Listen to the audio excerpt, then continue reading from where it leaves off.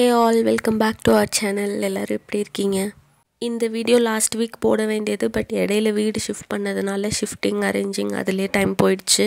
இந்த வீடியோ வந்து கூர்கோட second day. நாங்கள் எந்தெந்த பிளேசஸ் போனோம், அதோட காஸ்ட் டீட்டெயில்ஸ் எல்லாமே ஷேர் பண்ணுறேன். இந்த வீடியோ பார்த்துட்டு உங்களுக்கு இந்த சேனல் பிடிச்சிருந்ததுன்னா சப்ஸ்கிரைப் பண்ணுறதுக்கு கன்சிடர் பண்ணுங்கள். இது வந்து நான் லாஸ்ட் வீடியோவில் சொன்ன மாதிரி வெங்கட்டோட ஆஃபீஸில் கொடுத்த அக்காமடேஷன். இது வந்து ஒரு கெஸ்ட் ஹவுஸ், வாசலில் ஒரு வராண்டா, அதுக்கப்புறம் ஹால்லேருந்து கனெக்ட் ஆகுற மாதிரி 2 ரூம் கொடுத்துருந்தாங்க. அதில் ஆப்போசிட்டில் உள்ள அந்த ரூம் தான் நாங்கள் புக் பண்ணியிருந்தோம். வீடு ரொம்ப ஸ்பேஷியஸாக இருந்தது, ஆல்சோ ரூமும் ரொம்ப ஸ்பேஷியஸாக இருந்துச்சு. பேசிக்கான எல்லா ஃபெசிலிட்டிஸுமே அரேஞ்ச் பண்ணி கொடுத்துருந்தாங்க. ஒரு கபர்ட் இருந்தது, attach bathroom, dressing table, TV, water bottle இதெல்லாமே அவங்களே ப்ரொவைட் பண்ணியிருந்தாங்க. ஹாலும் டைனிங் ஏரியாவும் வந்து காமன் ஸ்பேஸ், நம்மளும் யூஸ் பண்ணிக்கலாம், ஆப்போசிட் ரூமில் உள்ளவங்களும் யூஸ் பண்ணிக்கலாம். இங்கே ஒரு கபர்டில் வந்து டாட்டா பிராண்டோட எல்லா coffee powder, tea powder, green tea, black tea, இந்த மாதிரி என்னென்ன வெரைட்டிஸ் இருக்கோ எல்லாமே வச்சுருந்தாங்க. அடுத்து கிச்சன், டைனிங் ஏரியா இது ரெண்டும் பார்த்துடலாம். First kitchen. இங்கே வந்து நம்ம எதுவுமே யூஸ் பண்ண முடியாது. இங்கே ஒரு இன்சார்ஜ் இருக்காங்க, அவங்களோட தேவைக்காக மட்டும்தான் இந்த கிச்சன். அவங்க எது வேணால் குக் பண்ணி இங்கே சாப்பிட்டுக்கலாம்.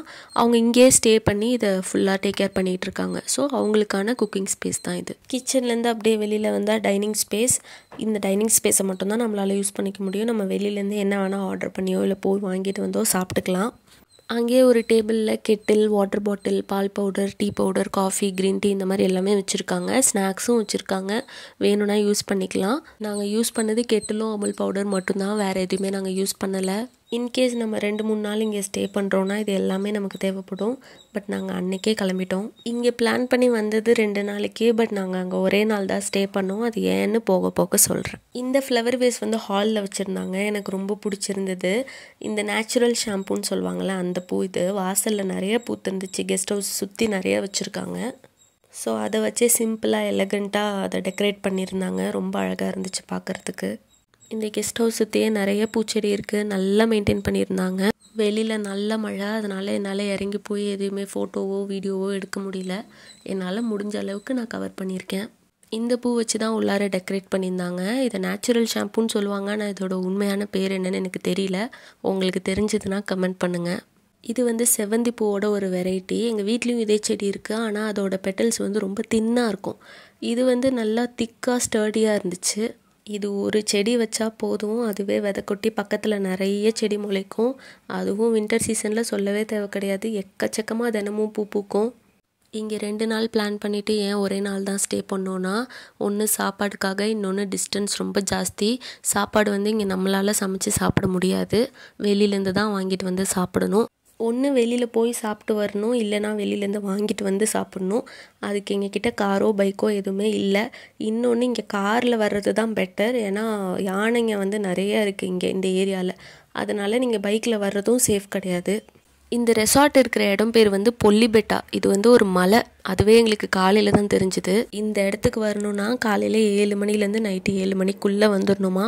ஏன்னா அதுக்கு மேலே யானை நடமாட்டம் வந்து நைட்டு ஃபுல்லாக ஜாஸ்தியாக இருக்கும். எந்த ஆட்டோ கேட்டாலும் இங்கே வரமாட்டாங்க. இன்கேஸ் நீங்கள் காரில் வரீங்கன்னா அது உங்களோட ஓன் ரிஸ்கில் நீங்கள் இங்கே வர்றது. இன்சார்ஜ் ஒருத்தவங்க இருந்தாங்கன்னு சொன்னோம்ல, அவங்கக்கிட்ட கேட்டோம் இங்கே வர்றவங்களாம் என்ன பண்ணுவாங்க, சாப்பாடுக்கு எப்படி மேனேஜ் பண்ணிக்கிறாங்க அப்படின்னு. அவங்க வந்து இங்கே வர்றவங்களாம் 3-4 டேஸ் வந்து புக் பண்ணி தான் வருவாங்க.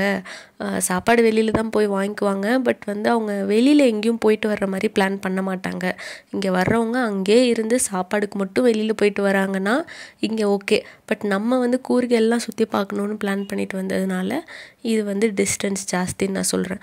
மோஸ்ட்லி இங்கே வரவங்க என்ன பண்ணுவாங்கன்னா, இங்கே இருக்கிற இந்த பிளான்டேஷன்ஸ்லாம் இருக்குல்ல அதெல்லாம் பார்த்துட்டு நல்லா ரிலாக்ஸ் பண்ணுறதுக்காக வருவாங்க. எங்கேயுமே போக மாட்டாங்களாம், வீட்டிலே இருப்பாங்க. சாப்பிட்றதுக்கு மட்டும் போயிட்டு வருவாங்க, இல்லை வாங்கிட்டு வந்து சாப்பிட்டுட்டு இங்கேயே இருப்பாங்களாம். அந்த மாதிரி ஸ்பெண்ட் பண்ணணுன்னா இங்கே வந்துக்கலாம் அப்படின்னு அவர் சொன்னார். நாங்கள் அங்கேருந்து வெக்கேட் பண்ணி மடிக்கேரி வந்துட்டோம். இங்கே வர்றதுக்கு 2 மணி நேரம் ஆச்சு. ஃபுல்லாக மலையில் தான் ட்ராவல். அந்த பஸ்ஸு வந்து மலையை சுற்றி சுற்றி வர்றப்போ தான் நாங்கள் மலையில் இருந்தோன்னே எங்களுக்கு தெரிஞ்சுது. இன்றைக்கி வந்து மடிக்கேரி சுற்றி 4 இடம் பிளான் பண்ணியிருந்தோம். எல்லாமே நம்ம ட்ரைவ் பண்ணி போயிட்டு வர டிஸ்டன்ஸ் தான். ஸோ அதனால் ரெண்டல்ஸ்க்கு பைக் எடுக்கலான்னு வந்திருந்தோம். இது வந்து கூர்க் ஜூம் பைக் ரெண்டல்ஸ் அப்படின்னு ஒரு பிளேஸ். அங்கே தான் வந்திருந்தோம். ரிவ்யூஸ்லாம் பார்த்துட்டு நல்லா இருக்குன்னு தான் இங்கே வந்திருந்தோம். பைக் நம்மக்கிட்ட கொடுத்தோன்னே நம்மளை வந்து வீடியோ எடுத்துக்க சொல்கிறாங்க. எவ்வளோ பெட்ரோல் இருக்குது, எங்கெங்கே ஸ்க்ராச்சஸ் இருக்குது எல்லாமே நம்ம வீடியோவில் வந்து கவர் பண்ணணும்.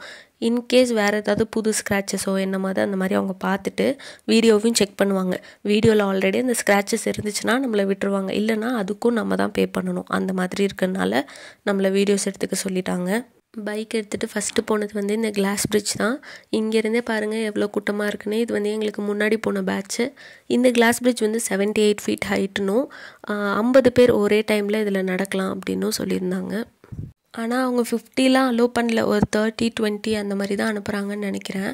வெளியிலேருந்து பார்க்குற வரைக்கும் ஒன்றும் தெரியல. உள்ளார நடங்கன்னு சொன்னோன்னே நடக்கவே முடியல, ரொம்ப பயமாக இருந்துச்சு.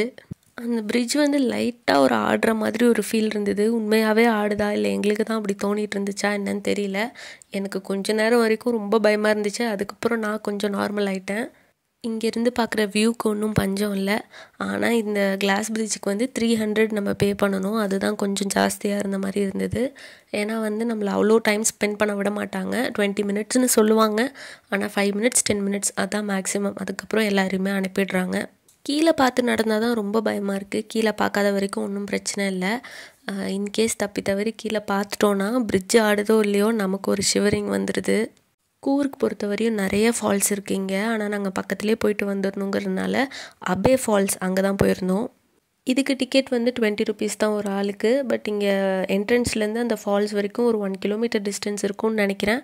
ஃபுல்லாக ஸ்டெப்ஸ் வச்சுருக்காங்க, நம்ம நடந்து தான் போய் பார்க்க முடியும். ஸ்டெப்ஸ் எல்லாம் இமீடியட் ஸ்டெப்ஸாக இல்லை, கொஞ்சம் டிஸ்டன்ஸ்க்கு அப்புறம் தான் ஒரு ஸ்டெப்பும் இருந்தது. அதனால் நடக்கிறதுக்கு அவ்வளோ கஷ்டமாக இருக்காது. இங்கேயுமே நாங்கள் வரும்போது நல்ல க்ரௌடாக இருந்துச்சு. இந்த ஃபால்ஸில் வந்து நம்ம இறங்கிலாம் எக்ஸ்பீரியன்ஸ் பண்ண முடியாது. ஃபுல்லாகவே கம்பி போட்டிருப்பாங்க, கீழே இறங்க முடியாது. இறங்க முடியலனாலுமே அந்த சவுண்ட், அந்த அட்மாஸ்பியர் அதெல்லாம் பார்க்கும்போது மைண்டுக்கு ரொம்ப ரெஃப்ரெஷிங்காக இருந்துச்சு.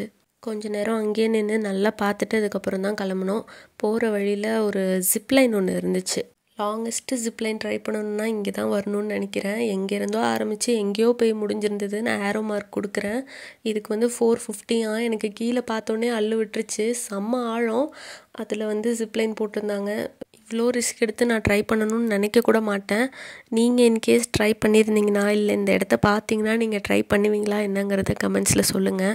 அந்த 2 பிளேஸ் முடிச்சுட்டு மறுபடியும் மடிக்கேரி போய் சாப்பிட்டுட்டு அப்புறம் தி மவுண்டன் வியூ பிளான்டேஷன் ஒரு காஃபி பிளான்டேஷன் இங்கே தான் வந்திருந்தோம். ஃபஸ்ட்டு எங்களுக்கு கொடுத்துருந்த கைடு வந்து ஃபுல்லாக ஹிந்தியிலே தான் எக்ஸ்பிளைன் பண்ணார். கொஞ்சம் கொஞ்சம் புரிஞ்சாலும் டீப்பாக எங்களால் அண்டர்ஸ்டாண்ட் பண்ணிக்க முடியல. எங்களுக்கு பின்னாடி வந்த டீமுக்கு வந்து இங்கிலீஷில் எக்ஸ்பிளைன் பண்ணுற கைடு இருந்தாங்க. ஸோ அந்த டீமோடு நாங்கள் ஜாயின் பண்ணிக்கிட்டோம். 5 years till now it has maintained with the same position with the quality wise in India. Not only in India, in the Asia continent it has taken 4th place. இங்கே வந்து அவங்க grow பண்ணுற spices, plants, coffee இது எல்லாமே அவங்க explain பண்ணுறாங்க. எப்படி அதை நாங்கள் விளைவிக்கிறோம், என்ன மாதிரி டெம்பரேச்சர் இதுக்கு இருக்கணும், எந்த மாதிரி ஹார்வெஸ்ட் பண்ணுறாங்க எல்லாமே அவங்க எக்ஸ்பிளைன் பண்ணுறாங்க. இங்கேருந்து அவங்க காமிக்கிறது வந்து புஷ்பகிரி மலை, சந்தன மர காடுன்னு சொன்னாங்க. அதுலேயும் ஸ்பெசிஃபிக்காக இந்த ரெட் சாண்டல் இருக்கும்ல அந்த ஸ்பீஷிஸ் வந்து இந்த இடத்துல ஜாஸ்தி இருக்கும் அப்படின்னு சொன்னாங்க. புஷ்பா படத்தில் உள்ள சில சீக்வன்ஸ் வந்து இங்கே தான் எடுத்தாங்கன்னு சொல்கிறாங்க. ஆல்சோ அங்கே முன்னாடி அலோவ் பண்ணிகிட்டு இருந்தாங்களாம் போகிறதுக்கு. அதுக்கப்புறம் நிறைய ப்ராப்ளம்னால இப்போ அலோவ் பண்ணுறதில்ல அப்படின்னு சொன்னாங்க. இங்கேயே ஒரு வியூ பாயிண்ட் வச்சுருக்காங்க. நமக்கு வேணும்னா ஏறி போய் கூட பார்த்துட்டு வந்துக்கலாம்.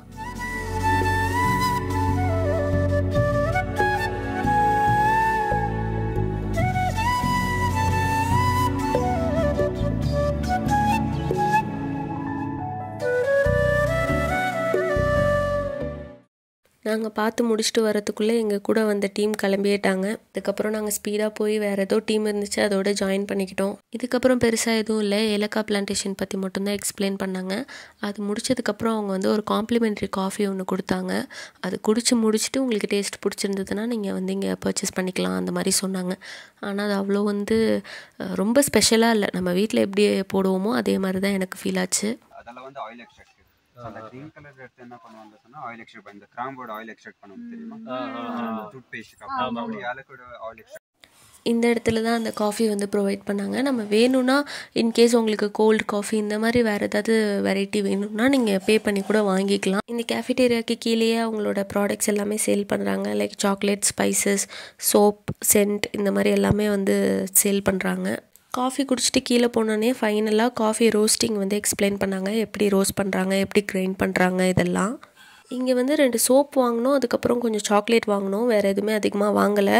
எல்லாமே எங்களுக்கு கொஞ்சம் எக்ஸ்பென்சிவாக தெரிஞ்சுது, அதனாலே அவாய்ட் பண்ணிட்டோம். ஈவினிங்காக ஸ்பைசஸ் வாங்கிறதுக்கு கவர்மெண்ட்டோட ஒரு ஸ்டோர் போயிருந்தோம்.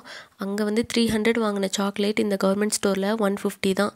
ஸோ அந்த மவுண்டன் வியூ பிளான்டேஷனில் நல்லா ஏமாற்றிட்டாங்க எங்களை. இந்த மவுண்டன் வியூ பிளான்டேஷனோட என்ட்ரி ஃபீஸ் வந்து ஒரு ஆளுக்கு 200 ரூபா. இந்த இடம் முடிஞ்சோன்னே ராஜா சீட் பார்க் தான் பிளான் பண்ணியிருந்தோம். பட் எக்ஸ்பெக்ட் பண்ணது சன்செட் பார்க்கணுன்னு. பட் அன்எக்ஸ்பெக்டடாக மழை வந்துடுச்சு, ஃபுல்லாக பனி ஆயிடுச்சு, ஒன்றுமே பார்க்க முடியல சன்செட்லாம். பட் இருந்தாலும் போகலாம் அப்படின்னு அங்கே போயிருந்தோம். அவ்வளோ மழையிலையும் அந்த இடம் அவ்வளோ க்ரௌடு, எல்லாருமே சன்செட் பார்க்கணுன்னு தான் வந்திருப்பாங்க. பட் யாராலையும் சன்செட் பார்க்க முடியல. பட் அந்த இடம் வந்து ஹெவன் மாதிரி இருந்துச்சு. ஃபுல்லாக மிஸ்ட்டு, ஃபாகு, பக்கத்துலேயே தெரியல, ஒன்றுமே தெரியல, அந்த மாதிரி அந்த அளவுக்கு ஃபாக் வந்துருச்சு. அதனால் ஏதோ ஒரு ஹெவனில் நிற்கிற மாதிரி தான் ஒரு ஃபீல் இருந்தது. இங்கேயும் நிறைய ஆக்டிவிட்டீஸ் வச்சுருக்காங்க. பட் நாங்கள் சன்செட் பார்க்கலான்னு தான் போனோம். ஓகே, அங்கே 7 மணிக்கு வந்து ஒரு ஃபவுண்டைன் ஷோ ஒன்று போடுறேன்னு சொல்லியிருந்தாங்க. சரி அதையாச்சும் பார்த்துட்டு போகலான்னு வெயிட் பண்ணிகிட்டு இருந்தோம். மேபி கிட்ஸுக்கெலாம் இந்த ஷோ ரொம்ப பிடிக்கும்னு நினைக்கிறேன். நமக்கு அவ்வளோ அட்ராக்டிவாக இல்லை, பட் கிட்ஸ் எல்லாமே என்ஜாய் பண்ணி பார்த்துட்டு இருந்தாங்க அங்கே. அந்த ஷோ முடிஞ்சோன்னா பைக்கை ரிட்டர்ன் பண்ணிவிட்டு சாப்பிட்டுட்டு ஊருக்கு கிளம்புறது தான் பிளானு. இங்கே வந்து 2 பாயிண்டில் அவங்க வந்து பெட்ரோல் நமக்கு வச்சு கொடுத்தாங்க. திருப்ப நம்ம கொடுக்கும் போது அதே பாயிண்டில் இருக்கணும். 700க்கு நாங்கள் இந்த பைக் வந்து ரெண்டலுக்கு எடுத்தோம். 200க்கு நாங்கள் பெட்ரோல் போட்டுக்கிட்டோம். பைக்குக்கு ஏற்ற மாதிரி ப்ரைஸும் டிஃபர் ஆகும். ஸ்டார்டிங் ஃப்ரம் 500லேருந்தே இருக்குது.